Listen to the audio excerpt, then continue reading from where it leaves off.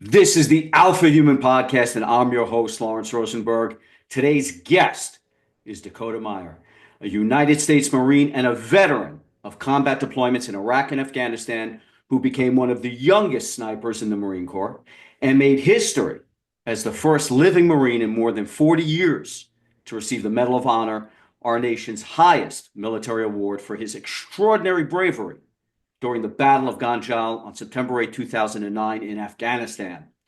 Since leaving the military, Dakota has continued his passion for serving others as a firefighter, first responder, church member, and veterans advocate.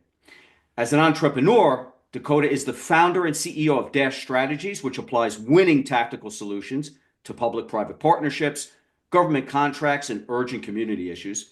He is also the founder of Dash Hydrate, as well as Own the Dash, which offers programs dedicated to helping others achieve their goals and live with intention. Dakota is also the author of 3 books, including the New York Times bestseller Into the Fire, which recounts his extraordinary experiences in Afghanistan, as well as The Way Forward, an in-depth account of what it takes to survive and thrive on all types of battlefields, from Afghanistan and Iraq right through to everyday life. Now, his newest book, which we're going to dive into today, is Why to What? The one-word answer to taking back control of your life, which introduces a transformative method for overcoming life's challenges, and it's drawn directly from his Own the Dash program. This framework helps readers shift from problem-based questions and unproductive rumination to solution-focused thinking that drives action.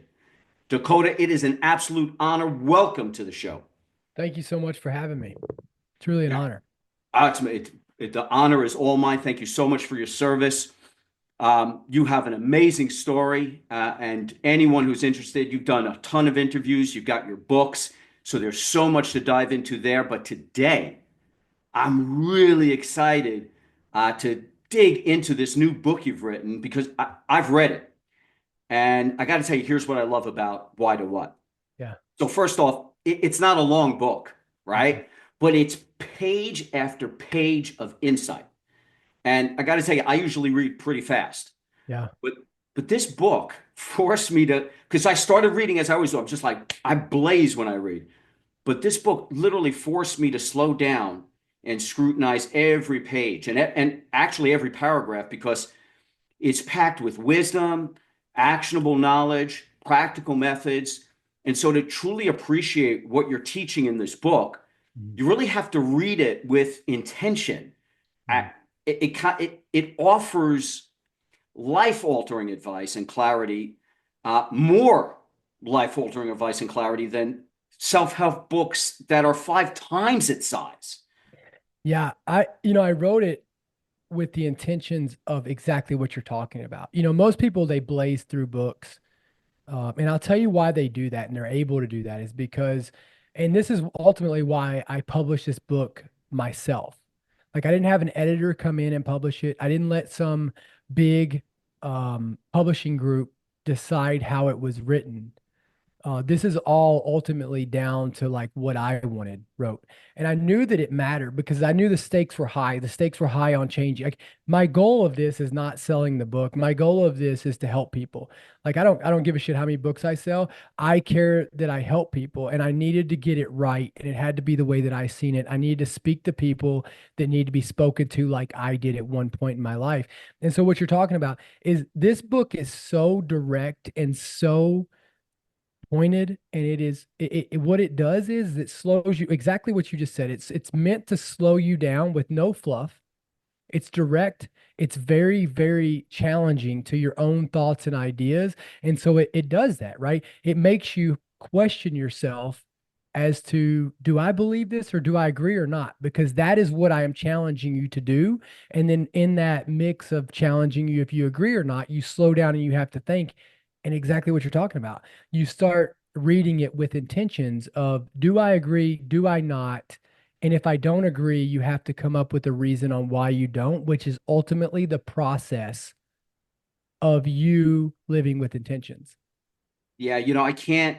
Well, first of all, not only did I have to slow down to read it, I literally found myself reading some of these paragraphs like 2 or 3 times, because I was Yeah. like, wait a second, Uh, what wait, what is he saying here? This is like, and I got to tell you, well, I'm going to start diving into some of these questions because it's a great book. It's only 90 pages, and like I said, I thought, hey, I'm going to kill this in a day, and I was like, whoa, there's a lot here. So you talk. So to start off, you talk about how this book is going to help you create the life that you want, not the life that someone tells you that Yeah. you should want.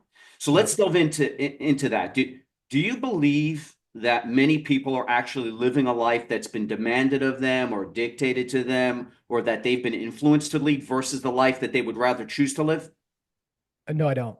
And I'll tell you why. And I don't think it's because I don't think it's a factor of that they don't want to. I think it's a factor. It's this uncontrollable factor of, you've got a few pieces that um and I wouldn't say nurturing, but just human habits. So first off, I want you to think about why, right? So the reason they're not is because by the time, if you look at your brain development, Mhm. by the time you start making your own decisions, let's just say 13, 14, maybe even 9 to 10, you start really, thinking on your own. Okay. But think about 9 years of thoughts and ideas and belief that were put into you and pre-programmed into you before you ever got there on how you see the world, right? And people and things. Words are just meant like think about most people, what they fear is not even reality. What has got most people stressed out never comes true majority of the time, right? But Yeah. we are taught to fear these things. And so many of these things are just habitual, or they are learned, or they are inherited thoughts, ideas, and beliefs of where they are, and we never go challenge or check those, Mm. right? And so, I think that that's a piece that's put into us that so often, the environments that we were raised in become the reality of environments of what we live in and we habits we take and all that. So I have this process in the book that I talk about is, because dash, I look at everything as dash, right? And so, it's decisions, actions, support, and habits. So basically you need to make conscious decisions with intentions. You need Mhm. to take actions that support those decisions. You Mhm. need to find support, not just support of people, but Mhm. support of people, places, and things, right? And then what you do is once you start doing this over and over, it becomes habitual. But a lot of the habits that we have right now, our habits are driving our decisions and actions. And so people aren't living intentional, they're living habitual. In our body, the way the human brain is made, we are naturally always trying to form something into a habit because think about this. We have, you process, the average person makes over 30,000 decisions a day. Think about that. Yeah. You mentioned that in the book, by the way, and I was like, How that's many of them do you insane. remember? Right? So majority of them are habits, right? Majority of them are habits, Hmm. which is it's necessity for you to make all those decisions that a human being has to make daily. A lot of those have to get into our automated side of our brain for you to be able to, look like when you're driving, you're not thinking about pushing the brake and the gas like you're looking at stop signs. You have to be instinctively looking out for the threats, right? That's what we're designed. That's why our eyes are on the front of our head because we're looking at those threats and we have to be able to analyze those. So if we're trying to make decisions that we make every day, we have to get a lot of those off our plate. So no, the long story short, like no, but I think there's a reason for it. I don't think it's because people don't want to. Okay. And I think it's just for the simple fact that they don't know how to. And that's what this book is designed to do, is to help people because you're consuming so much content today and people are telling you how to live life and everybody's talking at you and telling you what you should be doing instead of you just deciding what you want to do and Yeah. what's So, best for you.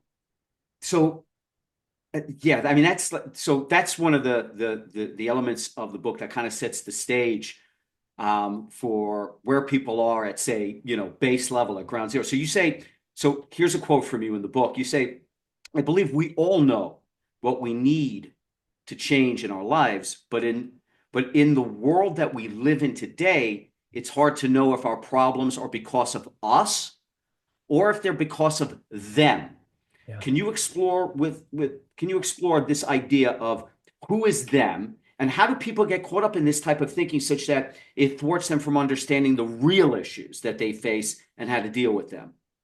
Yeah, I mean, look, I think that, I think that I think that the system is so big and people, and you're consuming all these thoughts and ideas and opinions of other people. Everybody's got their own opinions. I think that becomes part of the factor of you not knowing what's real and what's not, right? And I think context matters. I think, but I think when you look at problems, Hmm. people think that that they can't change the bigger picture. And I'll give you a perfect example. Okay. How many people think that their vote doesn't matter? Yeah, Right? I would say most people think that. Most people do. Because if they thought their vote mattered, they would show up and vote. But somebody, the system out there, people have made this a reality to people, right? They've Mhm. made a reality that, hey, your vote doesn't matter, so why do I even care? And that's what happens to people. Like if it doesn't matter and they can't change it and they can't help it or influence it, then they just say that, well, I don't care, right? And they go into something else. But imagine if everybody thought that way, Hmm. right? And so what I think is I think that, in the book is I think that so many things of, the job, I think that by the time people get into, they start getting bills, they start having kids, they start having families, their relationships, they get into it and they feel like they can't change it. So eventually they just accept the reality of where it's at. And the thing about human beings is they're so resilient. People are so resilient. There's no homeless person that at 15 years old ever dreamed of being homeless. Right. And guess what? Now there's some that are, and that is they don't ever see themselves a way of getting out of it, right? That's their reality, and that's what forever is. And they don't ever see a way of getting past that, right? And so for me, it's like, you know, we have to take control of what we can control. And I think the reality is that so many people are living out there, they they're getting told that they're missing a target and they know they're missing a target, but they don't even know what they're trying to hit. Right. Mm. Because let me tell you this, the power of believing and knowing what they're shooting for. You give people that, they'll crush it, but they can't even come up with what they're looking for. And I know all of this sounds like gibberish or whatever you want to call it, but you read the book and there's a systematic approach to you building. First off, you have to build a blueprint. Imagine if I gave you all the tools in the world, like every tool that ever existed. I gave you all the material that ever existed, and I gave you whatever piece of land you wanted, and I gave you unlimited time and unlimited resources, everything you needed to build a house. But if you didn't have a blueprint of it, do you think that house would turn out to be exactly the way you wanted it if you Yeah. just started building? Yeah, it wouldn't turn out to be anything. It would be a mess. It would be a mess. And that's what most of our lives are. Most of our lives are a mess. And it's not because we can't fix it. It's because we don't even know what we're looking for, or trying to achieve.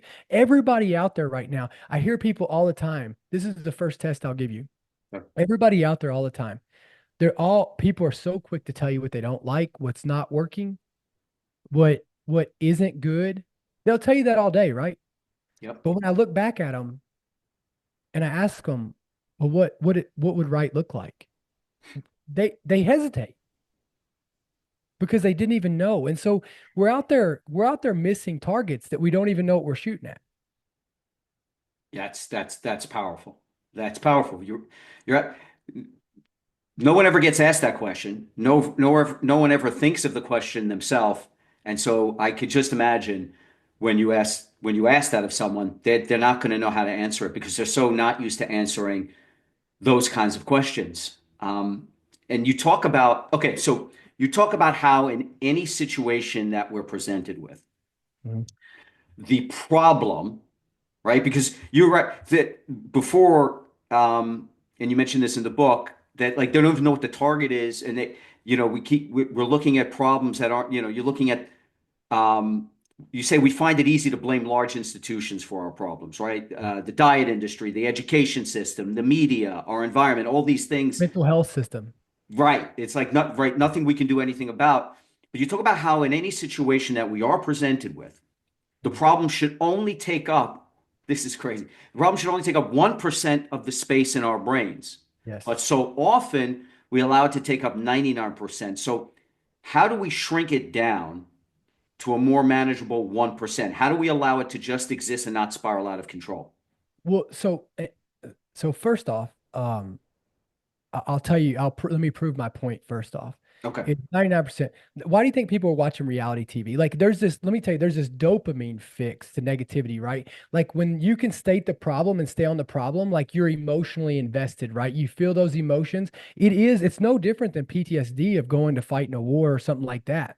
Like it becomes this dopamine fix. It's activating, there's a problem, so your spidey senses go up. It's no different than when I was fighting in Afghanistan. It is a dopamine. I mean, it triggers this dopamine fix. Mm, Why do you think people are all into negativity? Why do you think negativity drives sales on Facebook and Instagram and being against something on all the TV stations? And I mean, you look at negativity sales ads and views because it triggers these emotions inside of you that causes your instincts to naturally go up. And what it does is, and then guess what? After so long, it crashes like eating a donut, right? You get that sugar high and then you crash later on in the day. It's the same thing. And then people just need more negativity. That's why mm, that's why all of this triggers it, right? Um, but we got to back that off because then you become addicted to it. You become addicted to drama and negativity. And then you have to stay on the problem because that's the feel good piece of it. right.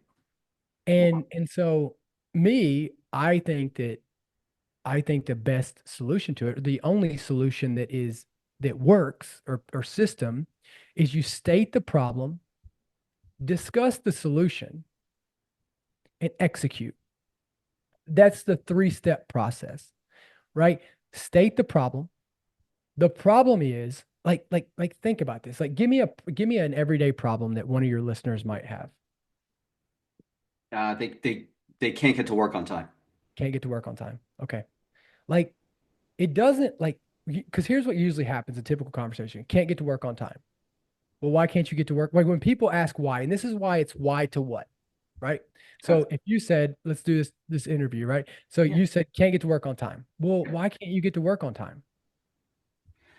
I, I keep oversleeping.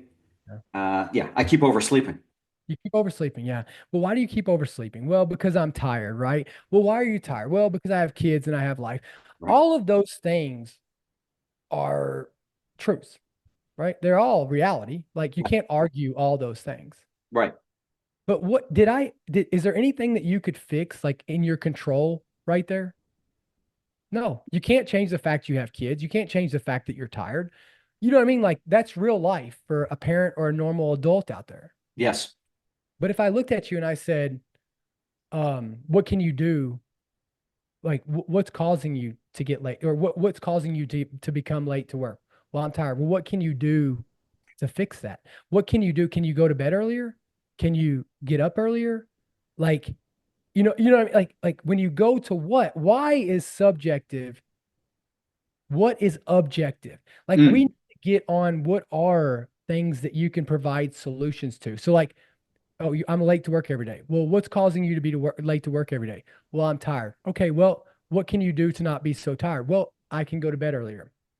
You see what I'm saying? Like these are factors that you can start making and taking actions on to fix this. But if you stick on the why thing, it is emotionally driven and there are no actionables on it. You know what I mean? And like that's the reality of it. And so that's why to what, I take my life hmm for so long.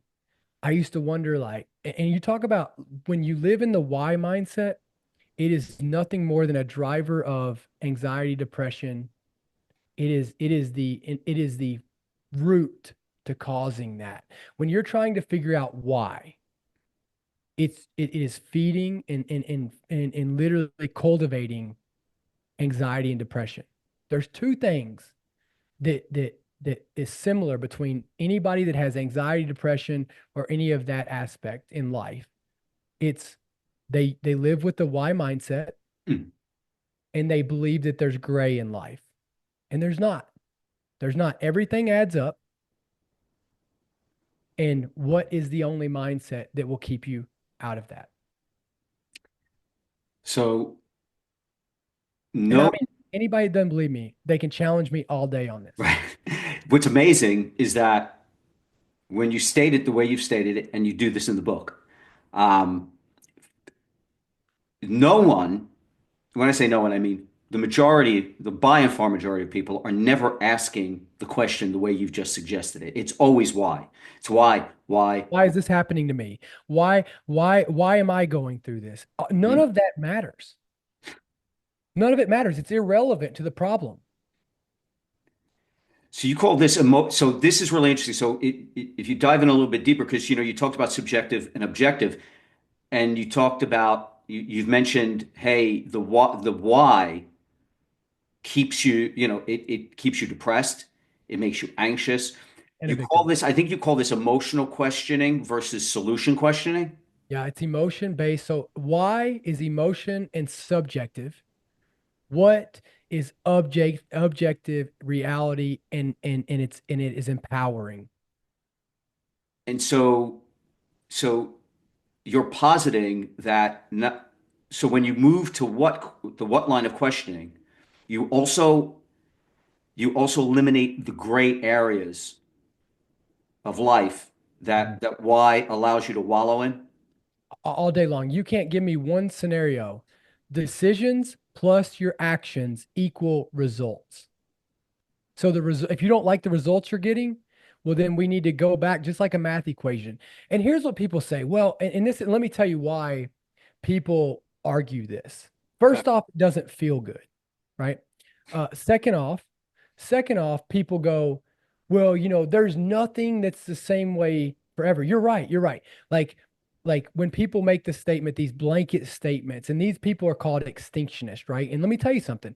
If we keep going down this mindset that we're on right now with human beings, Mhm. like this whole gray area and there's nothing's black and white, there's no, it's your reality, not reality, right? If we keep going down these mindsets, we won't be here in 2 generations. I'll promise you that, right? Um, because that's extinctionist mindset. And I want to give you a couple examples. Okay. Like when people say, well, once a cheater, always a cheater. Well, I mean, that might be so in some people, but that's not the case. Like that is the only person that says that is somebody that got cheated on and didn't want to get over it, right? For them Mm. to stay the victim. The next piece of it is well, all men are bad. All men are bad. All masculinity is bad. All feminism is bad. All feminism is this, right? When people make these huge blanket statements, they are they are they're refusing to think. Mm. They're refusing to think, right? They're just blanketing everything. And let me tell you something, when you start believing that all women, all feminists are bad, all masculinity is terrible, when you start believing that, you really start to be detrimental to a all marriage is bad. I mean, you start looking at all these things. I mean, when you hear people say all. Mm. Well, really, are all men bad? Are all feminists bad? Like, there's nobody who's a bigger feminist than a father of 2 daughters. Right. You know what I mean? And so, when you look at these things, we have to stop blanket stating. Context matters, but we have to look at every situation for the situation in the context that it's in. And when you do that, and you are a thinker, and you are willing to fix the problem, and you're willing to look at things to make it better and understand it, then everything is black and white. So the why mindset, as as you're stating it, starts to lead to this extinction mindset, right? Because that's where the all comes from. If you're always in the why, Yeah. then it's because, well, you know, all everyone in government is corrupt. or all capitalists are greedy. All politicians are bad. Right. I mean, all these things, right? Like when you get into all this, it's just not reality. But let me tell you something. What happens is when you start cultivating this, Hmm. my vote doesn't matter. It doesn't matter. All politicians suck anyways. Everything's bad. All Republicans are bad. All Democrats are bad. When you start doing that, you stop removing the power for people to make things get better. And let me tell you how you kill a generation. You remove hope. You remove hope. There's a study that's out there about these mice, right? And so Yeah. what these scientists did is they took these mice and they threw them into a pool of water. After about 5 minutes, the mice started to drown. So they reached in, grabbed the mice out, set them on the side of the bank. They let them all like get back, get their breath back. And they tossed them in. They swam for another 48 hours. Let me tell you why. Wow.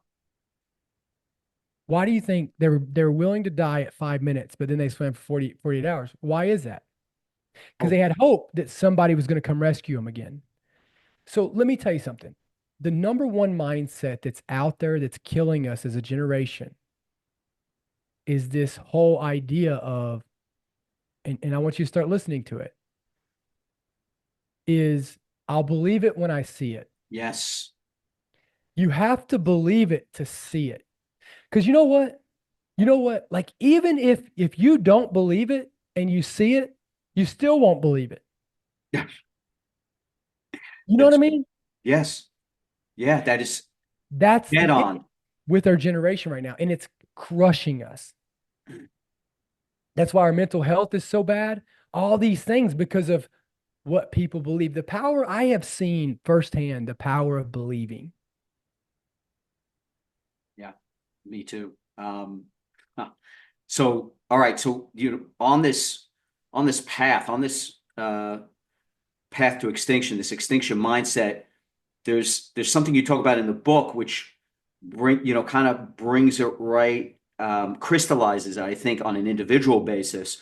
You say that the why line of questioning Mhm. inevitably puts us in the position of a victim Yeah. rather than that of a victor, Yeah. or a problem solver. Mhm. And so you say it usually means that we're in desperate need of inward reflection. Can Yeah. you expound on that? How so? Yeah. I mean, look, you take me, I used to, there was a point in time where I never thought I would wake up a day without anxiety, depression, PTSD, all that. Like there was a point in time that I never thought I could run a mile. And, I used to blame, and so I call this piece that we do as human beings called factual blending. And Factual blending. yeah, factual blending, Okay. right? And so what we do is we take facts and we only take pieces of those facts and we justify where we're at. So Right. you're blending facts with emotions and it becomes factual blending, right? And so you justify it. So like for me, I never thought, I blame my PTSD that it was forever, because nobody could understand, nobody lost their team, nobody ever gone through, they weren't there with me, whatever it was, right? Mm. And I was looking for, well, why did I go through it? Why did my team die? Why me, not them? Why all this, all this? And it wasn't until I had to look inward and understand that nobody was going to fix me. Nobody was going to help me. People were there to support me.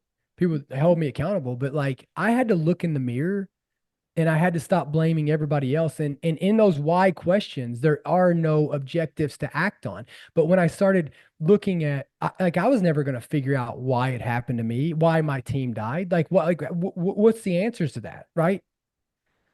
But when I said, what would my team want me to do? Hmm. What would they want me to do with the rest of my life? What would my team say on how I was acting right now? What, like, if I truly cared about them, and I'd seen the sacrifices that had cost for me to live today, I had to look in the mirror and I had to say, it's me, not everybody else. I'm the problem, not everybody else. Like, and that was the first resignation to me of it's really about what. It doesn't matter why it happened. It doesn't matter why they died. It's what are you going to do with it now? What are you going to do today? what are you going to do about it? You know what I mean? And like, that's where this line of questioning came down. How did you come to that epiphany? I mean, what was the because again, it's like there are so many people are wallowing in their tragedy, right? And everyone's got problems. Everybody. You've had extraordinary issues that you've had to deal with. People have all different types of wild challenges and problems that they're beset with. So where did I mean? And it's just that spiral that you talk about. You're just in the spiral. So how did you come upon that epiphany? That epiphany of what? Wait a second. It's not about why it happened. Like what would they want me to do? What would that like most people would never make that jump. Yeah, I think it was when somebody pointed out to me who I really was. Because what happens is in our mindset, you know, we factually blend also to still want to be these titles. And that's where, like, you talk about the first thing Hmm. I talk about in the book is the box method. Most people, if I asked you, what do you want to be? Like, what do you want? Like, what are you? Like, what are you? Right? Most people don't know. For me, like, I want to be a leader. I want to be kind. I want to be respectful, and I want to be strong. That's who I want Dakota Meyer to be. And when I'm drinking every day, when I had a guy look at me and he goes, because I think that's what a warrior is. When you look at a warrior, I think that's what a warrior is. And when a guy looks at me and he goes, somebody I respect, and he goes, "You're not any of those things." Mm. And I'm like, "What?" And he goes, "Well, you drink every day. So what do you call that?" "Well, an alcoholic." "You treat people like shit. What do you call that?" "An asshole." "You're fat and out of shape. Like, that's the reality. Like, would you consider yourself strong and in shape?" "No." And yeah, people today, I use this word love a lot. Like, love is the most powerful thing on earth. I Mhm. believe the two words I believe, and then right behind that is love, right? And and we have wrapped love up as being an emotion, this feel good Yes. thing. Like, love is not an emotion, it's a choice. And majority of the time, love hurts. Love is nasty. Love is it's hard. Love is done right, it's hard, right? And this guy told me this because he loved me, right? And thank God he did, because love is the truth. Love is reality, and love is accountability. And people don't like that. And that's why people get away from it. And that's why these relationships don't matter anymore. That's why they're so soft, they're so, pass on. We'll just find somebody else to tell me what I want to hear. That's why nobody's fighting for it, because people think and what their abuse of love is not fucking reality, right? Hmm. And so for me, when he called me out to who I was, I knew I had to fix it. And it was that moment that I looked in the mirror and I was like, yeah, it's me. It's not everybody else. Wow. Okay. So you just mentioned actually like perfect timing. My next question. You talked about those principles that you had and how this individual kind of pointed out, wait a second, you're none of those things, and then it forced you to go introspective and really think about that as your Damascene moment, right? Your road to Damascus moment. And hopefully you now will play that role. Your book is going to play that role for people. Yeah. I know it will because I'm reading this and I couldn't disagree with anything you said. In fact, I think you've broken these things down into understandable, easy to implement chunks of information and methods and tactics that we can all employ. So the big one. So there's two major things in this book, like two major methods in this book, which are huge takeaways. The first one is what you just said, the box method. Yeah. So can you get into that? What is the box method? Yeah. So for me, the box method is the true center of what target I'm trying to hit. Imagine your sights. Hmm. right? Like you're trying to hit. Like it is the target. It's the target of what everything has to fit in. When you go to, you got to build your box method, and then you have to use your decisions and actions, and then those will equal results, right? And so you look at those two pieces. Hmm. That is the like the fail proof, simple way to figure out and come up with a solution to any problem in your life, period. And I know that's a big statement, but it's the truth. Um, you have to come up with a box first because you can't, if you're for everybody, you're not for yourself. Hmm.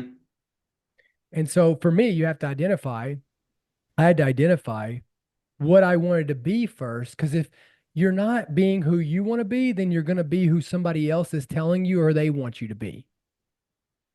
Yeah. So for me, like I am, I want to be kind. I want to be strong. So the box is a box, and inside of it is your why.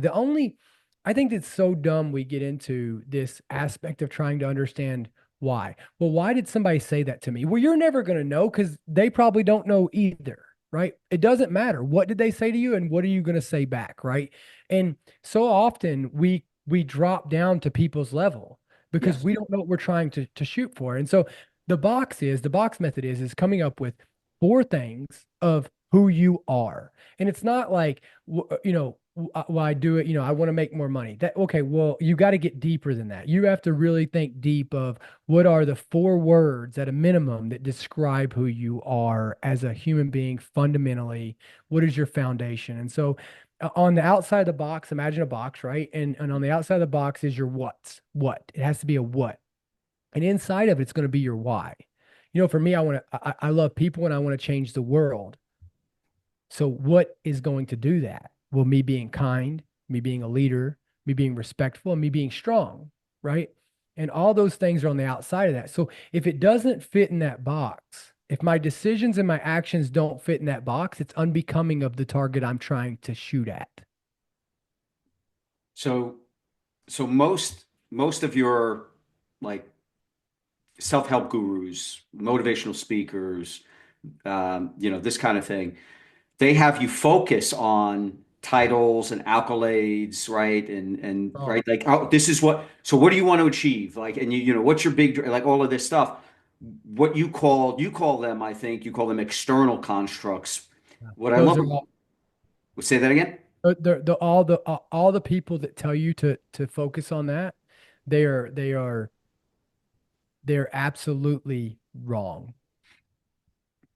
What I love about the box method is that the values and the principles that make up the four sides of the box are, as you say, infinite. So you call them infinite. They have no ceiling. Can you explain that to the I mean, audience? look, like like like being strong, there's no infinite to that, right? Like if you can accomplish it, and that's the problem with these other gurus that are out there, and this is why, some some dumb Marine had to come up with this because they've got millions of dollars made in those books.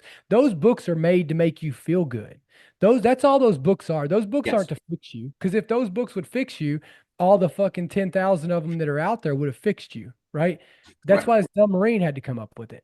And so this book, like all those things are symptomatic treatments.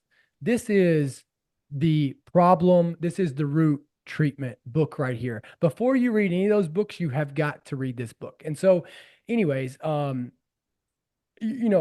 like if you say, hey, I want to, titles, if you put titles as your what, you're Hmm. going to come up emotionally bankrupt, right? You're going to run out. And so the reason's going to be is like, give me a title. Like, oh, if I had put, oh, I want to become a firefighter, or I want to become a Marine, or I want to make $10 million, like Hmm. whatever it is, you will achieve it. But the problem with so many people out there right now is people are like, oh, I want to buy a house, or like their goals are not their goals, but like their titles. Oh, I want to become a dad, or I want to become a husband or a wife.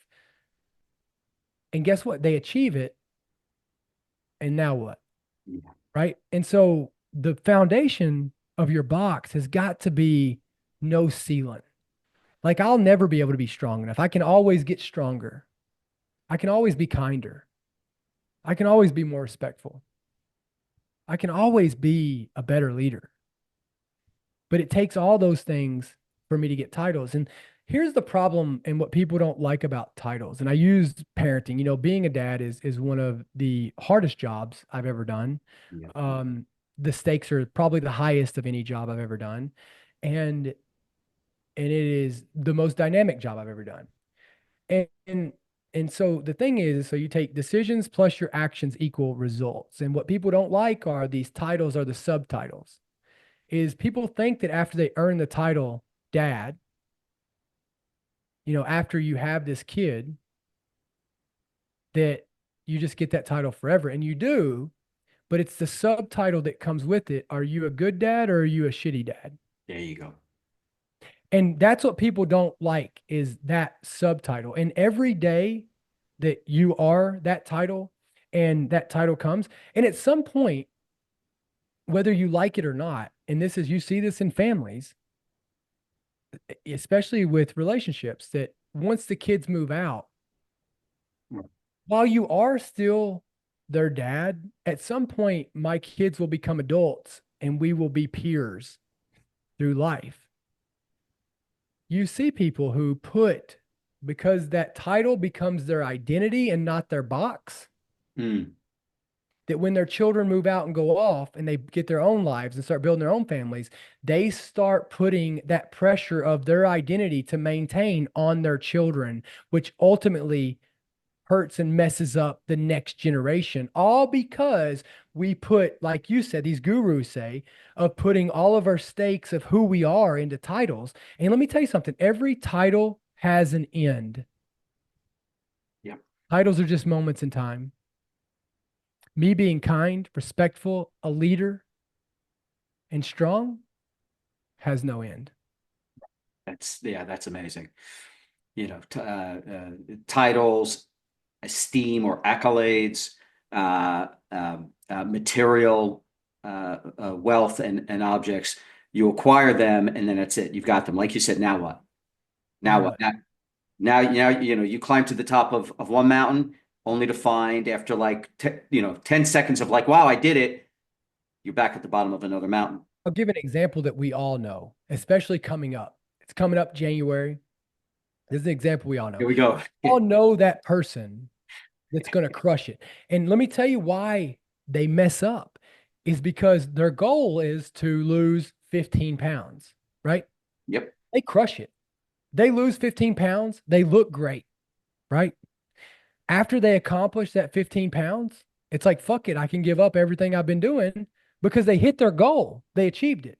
Yeah. And then they gain 30, right? Every year. We all know that person that does it at least twice a year, right? And let me tell you why. It's because their goal is achievable instead of Hmm. become the healthiest I can. Like I want to change up my lifestyle. Like I want to lose weight, right? And while you need these micro goals as road markers, as like targets to shoot at, right? And to hit and measurables, they're all just data points. And those data points, and what's happened is, man, the other issue is we've got emotionally tied around wins and losses. Wins and losses are all the same. They're just data points. Not losing and failing is a failure in itself. And they're all just data points. And what happens is we got too many people living off of the wins. Like they're all just moments in time and data points for what we're doing next. And what's happened is people's identities are wrapped around winning and losing, right? People's identities I mean, you listen, you talk, I call it the Uncle Rico syndrome, right? Like you take that uncle that still comes in and talks about when he won state, it's because he's never done anything since then. Right. Or even in our companies, like the people who are going on and they're talking about, 3 years ago when they got $50 million in sales. It's like, well, what have you done this year? Nothing. So you suck right now, but you're trying to live and validate yourself based off or reverse it. These people with depression, anxiety who are putting themselves in these mental prisons of holding themselves responsible for something they did 5 years ago when it's like they've been a great person today. And it's like there's none of us that have done anything that has a single moment, a single accomplishment, a single result that forever defines our existence. And that is the greatest thing about life. but we got to start living intentional. Yeah, I mean, I love the idea of how when you don't focus on that, but you focus on the values, now you can always it's infinite. It's you're ever improving, you're ever rising, you're ever moving forward on your journey, and it's always right. It's a much more positive way of um, of seeing life and of seeing yourself and what you become and what you can become, because those data points will fit in there. They'll be getting you. They will keep you on track to those to ensure that you're living up to those values, not the other way around. Um, Absolutely. yeah, yeah, it's such a great ideal to comprehend and to understand. And most again, this is all like a few levels below because people are only seeing the surface area of their lives, which is in their mind, they're stuck in this problem spiral of why, and they're not going a few levels deep as you have, having gone through what you've gone through, having that Demoscene moment, kind of figuring out the why to what. Um, but it's also, as you say, an issue of how people view problems. So this is great. In the book, you talk about the definition of what a problem really is. So, and I think this really puts a lot of the issues, the struggles, the challenges we all face into perspective. So you explain how inconveniences are not problems and problems are not emergencies. Please elaborate because I think this is a really powerful outlook to adopt, and it's easy to understand. And I know when I read how you described it, I was like, I honestly that same day I talked to my wife. I was like, you got to hear this. This is so yeah. If you Yeah. can So elaborate. it's basically it comes down to emotional maturity, Okay. right? Because like problems, inconveniences, and emergencies are all an emotional level of it, right? Like the first time, I mean, look at it with arguments in a relationship. The first time that somebody was mad at you, you're like, oh shit, this is an emergency. I need to fix it. But then, then you look at a relationship and then you get in an argument and it's like, well, shut up. And the first time they say shut up, you're like, oh shit. I can't believe you said that, right? And then it becomes a common thing. And then it's like, you keep going on. And so like my piece of it is like if you've seen these problems, you know, initially the first time you see something, it's always a greater impact than anything, right? But the problem we have right now is that I think that anything that's thrown at you, I call them obstacles of life, are thrown at you. They're in one of three categories emotionally, and you have to decide this. You can't react to it; you need to respond to it. And the only way you do this is by mentally putting a checklist together. So I talk about they all fall into three categories: inconveniences, problems, or emergencies. Okay.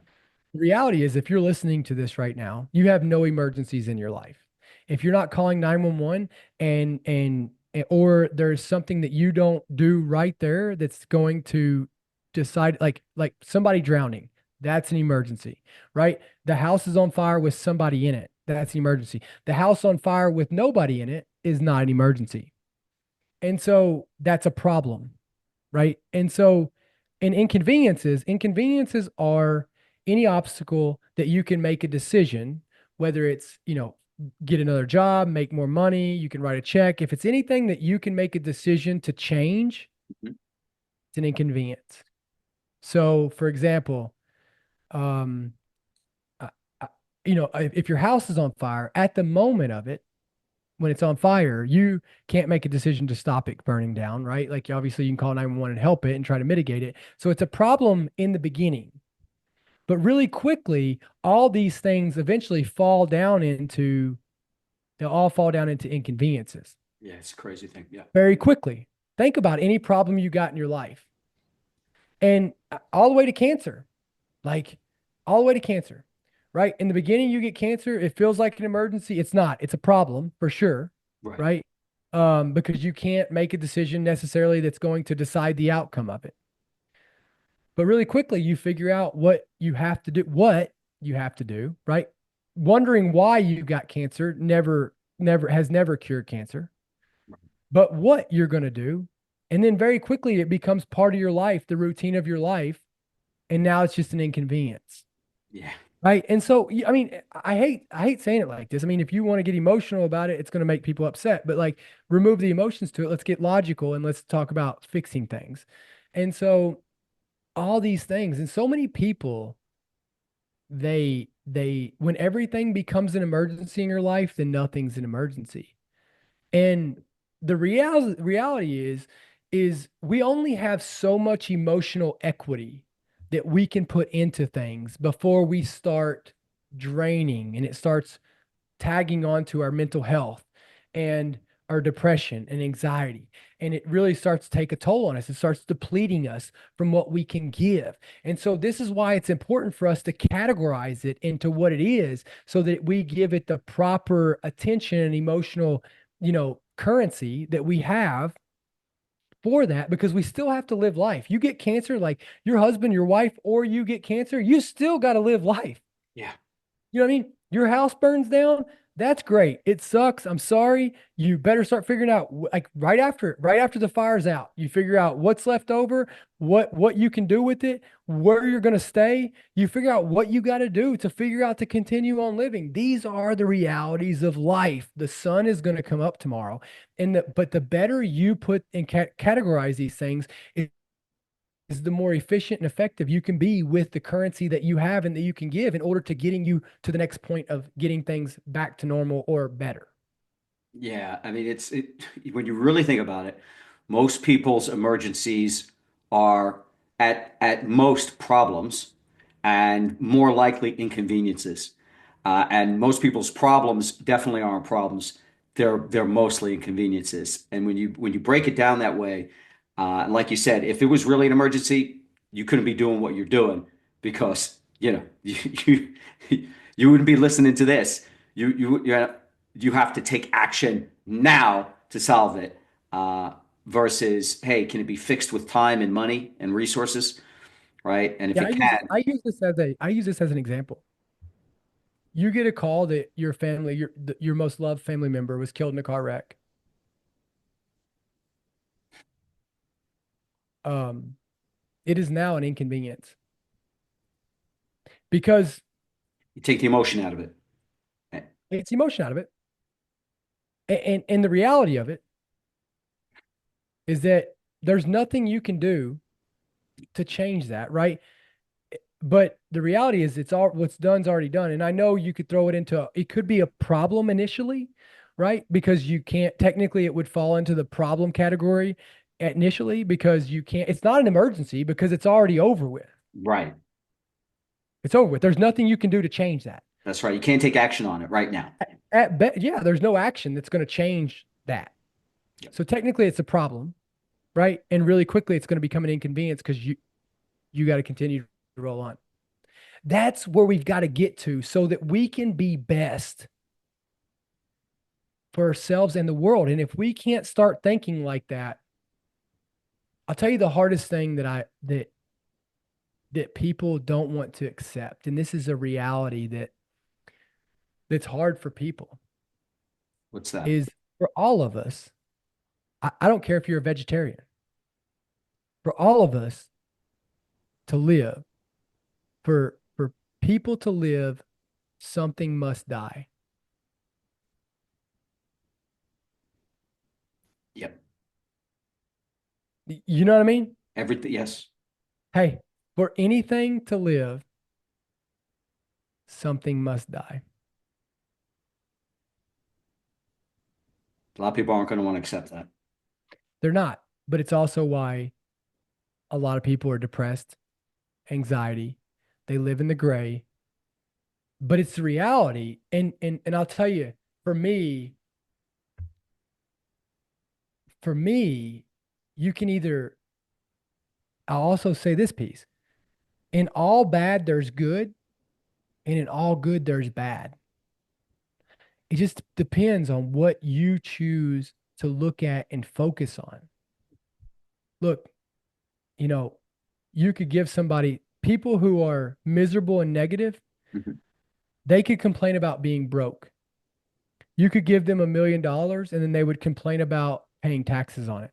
Right. You Yep. know what I mean? Yep. And it's like it's but it's not because of the world or reality, it's because of the choice of what they choose to look at.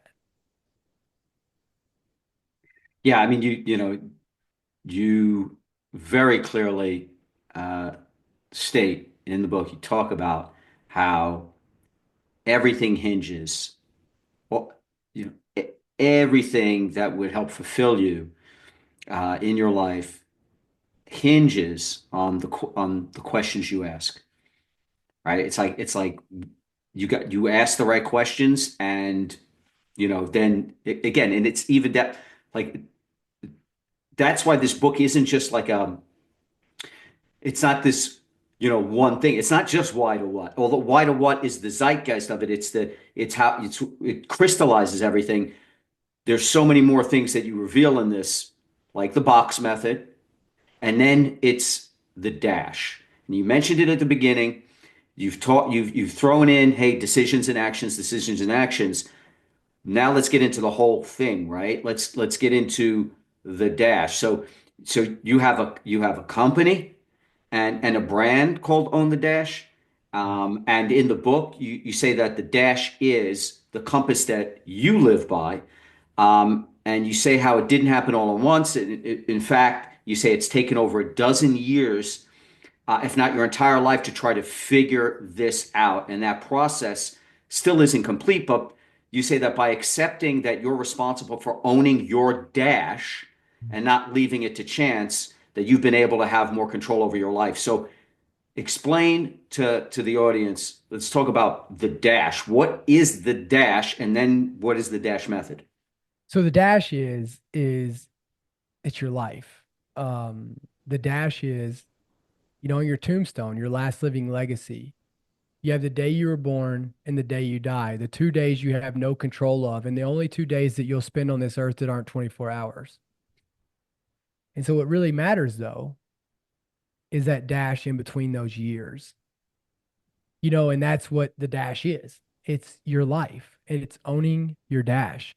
You can't control, so many people never live out of the fear of dying. We're all going to die. None of us are getting out of this thing alive. Nobody has yet. Let me say that. That's right. Uh, Yeah, so as Jim Morrison famously said, no one gets out of here alive. absolutely. And so I get so tired of people talking about that they're going to take that chance next time. They're going to talk to that girl next time or that guy next time, or they're going to tell, their loved one that they love them next time. And that is it is it is it is it's a it's such a I don't know what you call it, but it's an unrealistic way to live. Hmm. Every moment you're not like to think that you're guaranteed that next moment, you've lost your mind. And so if you don't leave it all on the table every day, then you're not living. You know what I mean? And so, you know, yeah, that's what the dash is. And so for me, the dash, and then I put it into this acronym That's right. that, because one thing, you build your box. Okay, so I got my box, Dakota. What do I do now with it? Well, now let me tell you. Right? So you make anything that you're doing in life, you got to make decisions. Your decisions that you make are the anchor to the ocean of life. And in the ocean, you're going to have sharks, you're going to have storms, you're going to have high waves, you're going to have beautiful days, but they're all guaranteed to come just like in life. But if you have those decisions solidified and anchored, then you can get through whatever life throws at you, right? So you have to make your decisions, and then decisions without actions are just useless. So if you make a decision and you don't act on it, it's pointless, right? And the Yes. decision, you have to act on it. So actions are where majority of your time should be spent. And then I go into support, right? So decisions, actions, support, and habitual habits. Support. People think, oh, I need people. Well, you don't. Support, figuring out who you don't need Hmm. is just as important as figuring out who you do need. And I break down support um as places, people, and things. That's right. And I'll tell you why I put Heard that places. before, but that's, yeah, you do. I don't put people first. because you can't control people. And a lot of times in life, the reality is you can't control who you're around a lot of the time, right? Like whether it's work, whether it's, whatever it is, we all have to be around people that aren't best for us. So don't, if you put all of your stakes and all your support into people, you are 100% going to be screwed, right? Mm, But I talk about what you can control. You can control the places, the things that you're around majority of the yes. time, and people, right? And so the places, if you want to get healthier, and then don't be spending all your time in a bar. Spend your time around places where you're getting healthier. You will naturally get healthier, right? Um, this I call this nutrition, right? The things you consume, Mm, right? Like, nutrition is more than just what you eat. It's what you consume by hearing people, the conversations you participate in, the mhm. social media that you consume, the TV that you consume. All of those things affect your mind and your thought process, whether you think it does or not. It does, 100%. So where you're putting that time into, it's like investment. Your time is the most valuable thing, and I talk about that in there. Time is the most valuable thing that we have on earth, and the sooner you realize that, the faster things will get better for you. And then people, understanding what people are not good for you, what people are, and they don't have to necessarily be bad people, but they have to be at least Yeah. providing some type of, value to what you're trying to accomplish, right? Like I don't hang out with a ton of people, and it's not, I think there's a ton of great people out there. I know a ton of incredibly incredible human beings, but where they spend their time, like the time that I spend with them is not helping me get to or accomplishing or building the life that I want to build. So it just makes no sense for me to use my time with them or waste their time. Yeah. You say, in fact, well, first off, the way you break down support is really unique because if you talk to it, just most people view support, you're looking at that dash, right? Decisions, action, support, habits. People think of support as other people. Like who are the people in your life that you can find to help support, your goals, your decisions, this kind of thing. I love the idea about how you bring things and places into it, especially things. In fact, you said this quote in the book I really like, and I think really gives meaningful context to the support or impact that things can have on your actions. You talk about this is your quote: breathing life, energy, and intention into the day and into things Yeah. that could, by other definitions, seem commonplace. And that I think is really powerful because most people don't really view things, commonplace things, as vital to their support system. Yeah, and you have to because but that's because people aren't living intentional. It's like conversations. Mm-hmm. Most people they leave conversations pissed off. So before I have a conversation, before I have a meeting, Mm-hmm. before I will even do any of that, Mm-hmm. I write on a notebook what I'm trying to accomplish. Most people don't do that. And then they can't Sure. understand why the fucking conversations never get anywhere and they just leave pissed off and they don't live. Like, think about that. Like, how many conversations do people have and they leave and they're like, well, I don't know what we got done. What were you trying to accomplish? Right. You know what I mean? And so, like, I just, you got to live intentionally. Everything's got to be with intentions. Like, you know, You said that people, the people part of the support equation. This is also really interesting. You say that you're surrounded by every person that you're surrounded by falls into one of two categories, right? You say these people, so either they want to be liked we're trusted. or they want to be trusted. Can you talk about the type of support you get from these two different personas?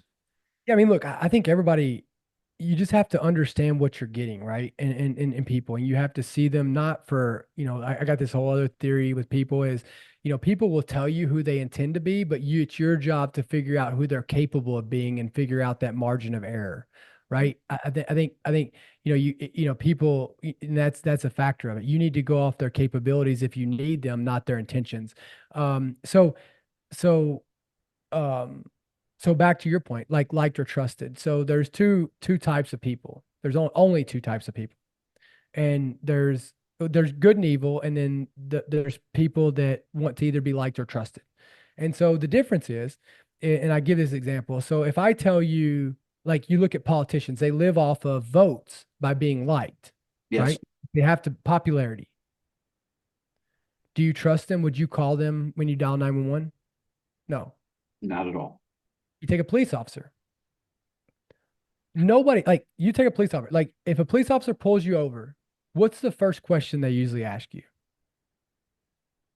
License registration. Oh, do you know why I pulled you over?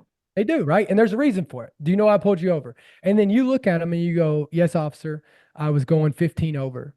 And the officer goes, yes, you were. So I'm going to write you a ticket for 5 over. I'm going to give you a ticket and you can go on about your day. Please slow down. Are you happy with him? No, you're not. Nobody is, right? Nobody is. But do you trust him?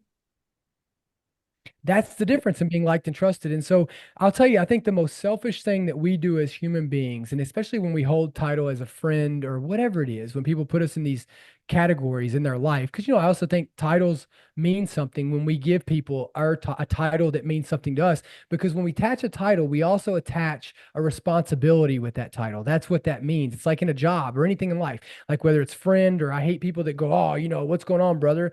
Like don't call me that, right? Like we're not brothers, we're not friends, we're not any of that. You like I met you. Like let's leave it where it's at. And so, but people throw these things around with no meaning behind them. And when somebody comes out the gate and calls me brother and they don't even know me, it tells me that they don't like brothers don't mean shit to them. And so the reality of it is I think the most selfish thing and the most detrimental thing we do to each other is when we look and we have friends that want to be liked, because the trusted piece, I I will never compromise what you need to hear for what you want to hear, all because I still want to be liked. It's the most selfish thing that human beings do is they choose to fulfill themselves. Like I hate when I hear people say, well, I seen that coming. Well, you were my friend. Did you not say? Why did you not say anything? Well, I didn't feel like it was the right time, and I didn't think you would want to hear it. Oh, so instead, you let me waste my time as you watch this, and then afterwards, you want to tell me that you knew this was going to happen? It's bullshit. That's not friends. Right. I want to move back to the D in the dash for a second because there's a couple of really powerful things I wanted to get you to elaborate on. First is that you mentioned that this whole idea about micro goals, Yeah. which might be fleeting or very specific, and the larger goals that can align with the values and principles that form the sides of your box. Can Yeah. you can you talk about that a little bit? I mean, look, these micro goals are like we were talking about earlier, right? Like, hey, I want to be healthier. Okay, well, the 15 pounds is a micro goal. Well, after you lose 15 pounds, then what's next, right? Like, oh, I Mhm. want to change up my diet. I want that to influence my kids, right? Like, I want to, you know what I mean? Like these micro goals are the measurable data points that you get to Okay, got it. Right. all the way up to that decision of becoming healthier, right? Or like to me as a leader, right? Like I'm a leader, but like micro goals are to become some title at a company or to become some role in the fire service. Like I want to be a leader, right? And all the other things are the accomplishable goals, the achievable goals are your micro goals. Does that make sense? Yes.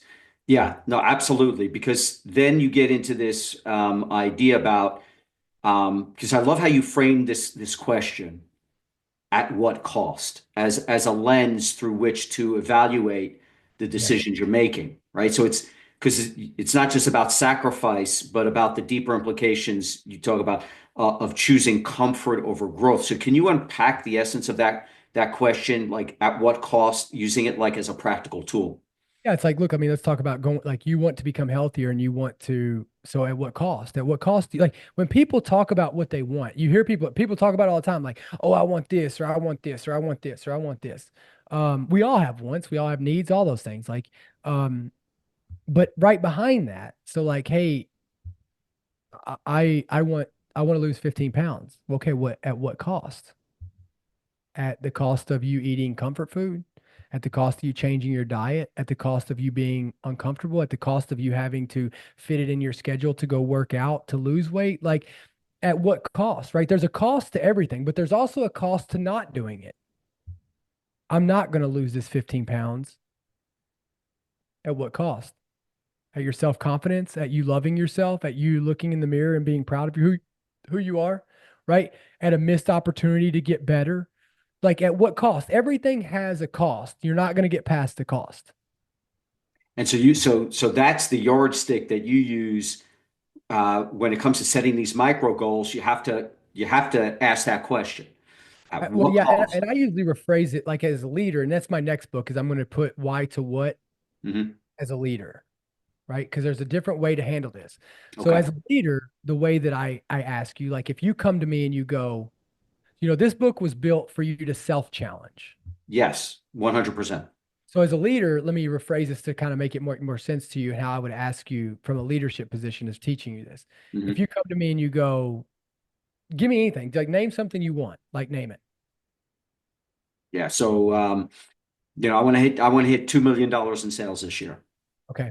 Um, so before we get started in that, I challenge this back to you of what are you not willing to do to make that happen? Let's level set with it. Right. What are you not willing to do? Now, what are you not willing to do? Let's Not talk what are about you not what are you willing to do? It's what are you not willing to what are you do? not willing to do? Like let's don't let's, before we get into what you're willing to do, go ahead and name on the table what are you not willing to do? Yeah, it's really interesting. You know Yeah, what I 'cause mean? And so, yeah, you're gonna have someone say, "Well, I'm not willing to work weekends." okay, well that's fine. Like let's build this Like, box out right? Like yeah, to know where the conditions are that you're setting to not achieve your goal. that's a very interesting way of asking the at what cost question. I mean, it's like a relationship. Like I don't give a shit what the problem is. Before we even start discussing the problem or we stating the problem or discussing the solution, before we can even do any of that, like you come to me and you're like, "Hey, in our relationship, like like let's say I'm not saying this about you, but anyway, anybody that's listening, like, hey, like I'm not happy in our marriage." Mhm. Okay. Like I understand that. I hear it. You're not happy in our marriage. Let's start with this. What are we both not willing to do to fix this? And that way and if you say nothing, nothing, nothing, I'm willing to do whatever it takes to fix it. Okay, sounds good.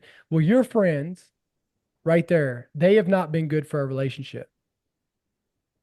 Well, I'm not willing to get rid of them. Well, so that's what you're not willing to do, right? Like these are the things that like let's level set. So like, are you about it or are you not? See, this is what makes, I think, as you described the dash and the acronyms, what really makes these elements of the dash resonate is things like this. Like you don't just talk about making a decision. Yeah. It's how you really unpack what it really means when you make a decision and how the measuring how you measure a decision so that it's an effective decision. So you do the same thing, by the way, when you get into action. So I believe your metaphor of the t-shirt guy Yeah. is one of the most one of the most profound ways to illustrate the essence of meaningful action that I've heard. Can you break down that concept for us? The Yeah. t-shirt. Yeah. I mean, look, everybody wants the view, but nobody wants to climb. And it's like the t-shirt guy. You see so many of them. You see them in the Marine Corps. People wear t-shirts, titles, whatever, right? And Mhm. because your decisions and your actions, then they equal titles, right? Results or titles. Or results are titles, right? Like you either win or you lose, which both are titles, right? I mean, they're all data points, all those things, emotional data points. Um, or data points with emotional ties to them. And so, you talk about the t-shirt guy, like the guy who wears the t-shirt, who wants to talk about it, who wants the title. It's almost like I talk about it all the time, fat firefighters, right? Fat firefighters. There is nothing that's more disgusting to me than fat firefighters, right? Even more so than fat police, fat No, firefighters. fat, fat, fat people that are getting paid to respond to people's problems and to protect and serve, whether it's military, whether it's first responders, it doesn't matter. But fat people, overweight, out of shape people, unhealthy people, because there's no way you can be fat and healthy, period. True. Um, Unhealthy people that are that people are trusting their lives with is unethical to claim a title.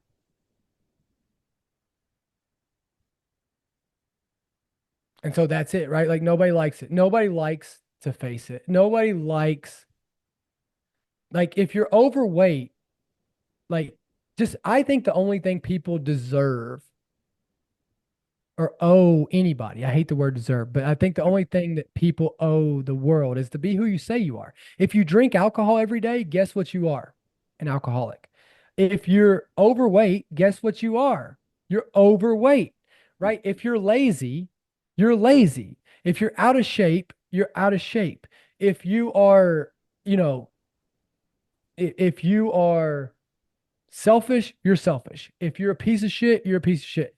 Just be who you say you are. If Right. you're doing the job just for the money, say it. Say, I'm just there for the money. I don't give a shit about the company. I don't give a shit about win or fail. I don't give a shit about success or failure. I'm only here for the money. Just say that up front and be who you say you are, right? And that's what the t-shirt guy is trying to mask who they are. And that was me for a long time, right? I was that guy. I was fat, out of shape, and but I still wanted to claim the title warrior. Mm, None of those exist. powerful stuff, man. Okay, habits. So now we've done the D, the A, so decision, action. We've talked about support. Let's talk about habits. So here's a quote from the book. You say that if the results that we are getting in life aren't what we desire, then it's more than likely that we acquired bad habits along the way to these bad results. So, habits can feel like a daunting challenge because they often seem ingrained and like woven into the fabric of who we are or who we've become. And as the saying goes, you put in the book, old habits die hard. So, how do we take control?